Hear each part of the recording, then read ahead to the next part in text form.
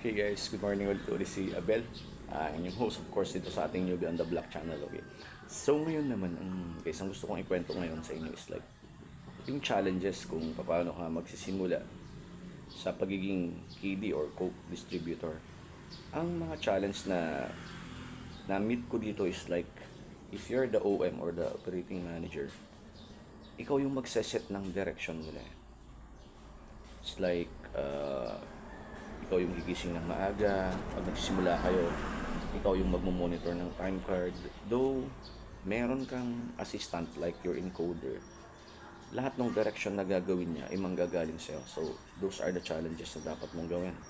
And dapat, napakaligpit ng monitoring mo sa lahat ng bagay from your floor inventory to your in-transit inventory. Ibig sabihin yung tumatakbong truck.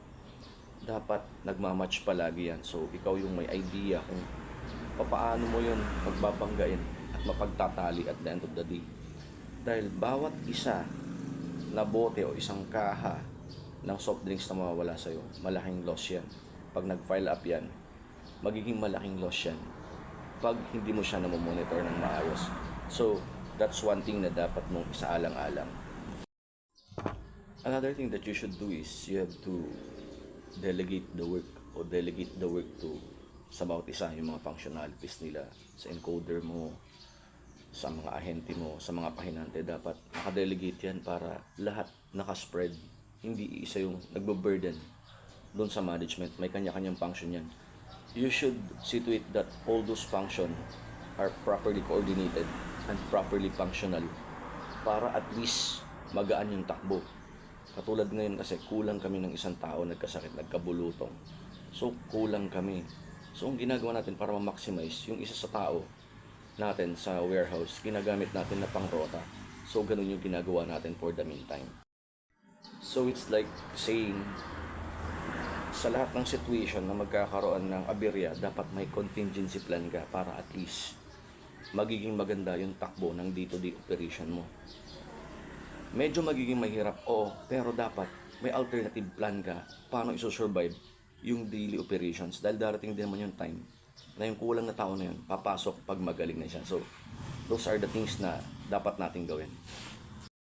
Okay, so another thing na dapat mong i-monitor is yung timing ng pag-dispatch natin. So ayan, ang Coke kasi napaka-higpit. At least mga tawag dito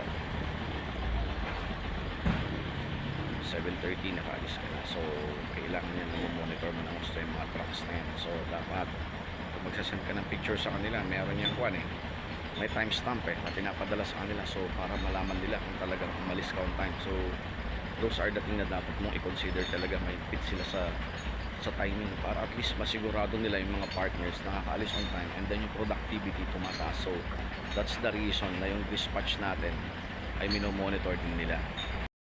Isa pa na para maging organized din, nilalaging or ibig sabihin ina-assort nila yung classification or yung kind ng bote na meron. Kung Sprite, Sprite lang, Coke lang, Royal lang alone. So ganun.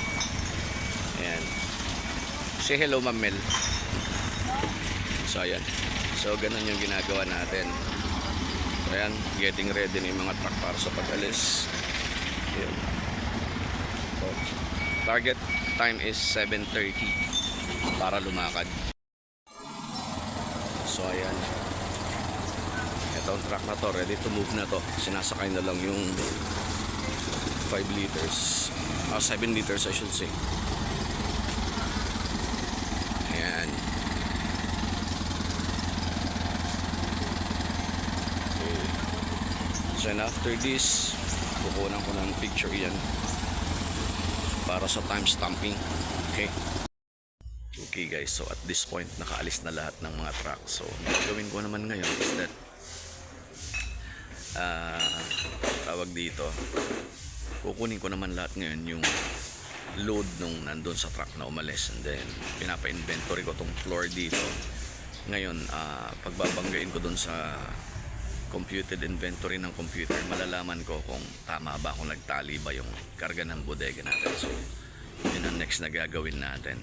Mag-office work ulit tayo. Computer naman yan. Ito naman si Toto Oren, ang ating isa sa bodegero. Toto, mag-hello ka naman dito, to. Ayan, nahiya. Nahiya siya. Oh, nasa YouTube ka to eh. Ayan. So ayan. So makikita natin dito si Nga o si Ariel. Ayan, nag-inventaryo. Nga, hello to my vlog. Say hello. Ayan. So ayan. So pina-arrange ko yung CCTV ng maayos. Isa yan. And then dito naman nagpa-set up ako ng isa pang CCTV dito. So yan, very strict tayo sa monitoring. So yan, may CCTV tayo doon na nakalagay, and to make sure everything is okay.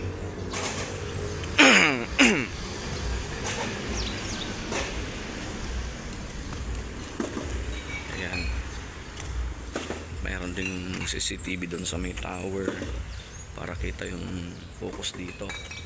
And then dito naman sa office, malapit na matapos, few days na lang pwede na gamitin. Ito yung staff area. So ayun yung isa pang CCTV para monitored sila. So ayan, dito naman nakalagay yung ating mga water, yung steel scan natin.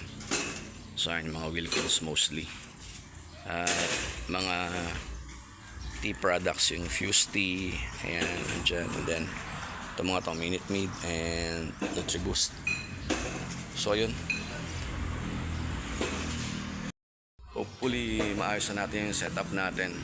So 22 today, ito yung isang buwan natin na nag-ooperate na. So yung tinatawag nating periods. So ngayon nasa period 3 tayo, magtatapos yan ng 28. So by the 29th onwards, period 4 naman yan.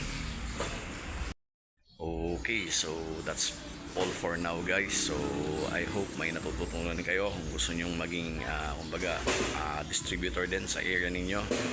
So madali naman, may website sila actually na sinishare, or meron silang page sa Facebook para makita mo kung paano ka mag-a-approach sa kanila or mag-a-apply sa kanila bilang isang distributor. So many thanks guys, patuloy po nating supportahan ang UB on the Block channel. Actually experience lang po yung sinishare natin, and hopefully nagugustuhan nyo po yung mga contents. And of course guys, andyan pa rin yung ating molder. Sabi ko nga, nandito lang kasi ako ngayon sa Visayas, but then pag umuwi ako, lagi pa rin naman tayo nagsusupply niyan. Wag po kayo magtatampo, pero covered pa rin po nun yung ating pag-promote at pag-vlog. So thank you very much.